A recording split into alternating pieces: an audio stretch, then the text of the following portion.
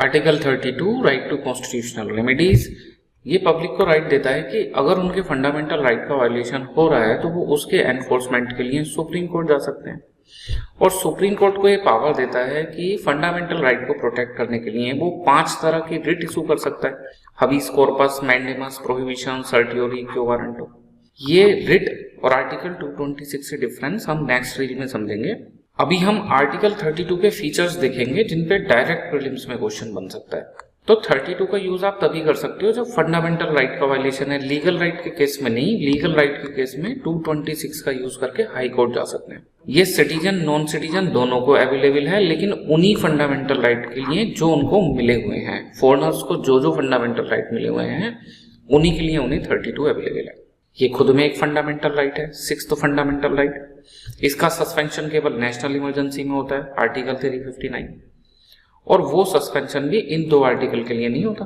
Article 20 and 21 के violation के case में हम नेशनल इमरजेंसी होने पर भी 32 का यूज करके सुप्रीम कोर्ट जा सकते हैं। 44th कॉन्स्टिट्यूशनल अमेंडमेंट एक्ट से इसको जोड़ा गया है।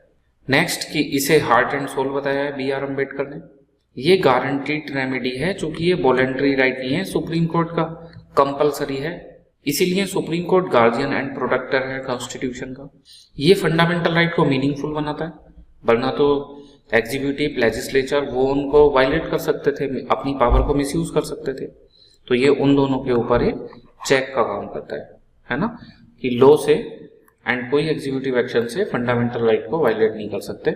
अच्छा, कॉन्स्टिट्यूशनल अमेंडमेंट से एब्रोगेट कर सकते हैं, बट आर्टिकल 32 को केशवानंद भारती केस में बेसिक स्ट्रक्चर का पार्ट बताया है। इट मींस आर्टिकल 32 को अब कॉन्स्टिट्यूशनल अमेंडमेंट से भी निगेटिवली चेंज नहीं किया जा सकता। अच्छा, ये जो ज्यूरिसडिक्शन है सुप्रीम कोर्ट का वो ओरिजिनल ज्यूरिसडिक्शन है। इट मींस आप डायरेक्ट सुप्रीम कोर्ट जा सकते हो एंड ये कंकरेंट ज्यूरिसडिक्शन है, एक्सक्लूसिव नहीं है। क्योंकि आपको पता ही है 32 में सुप्रीम कोर्ट जा सकते हैं एंड 226 का यूज करके लीगल एंड फंडामेंटल राइट दोनों के केस में हाई कोर्ट जा सकते हैं।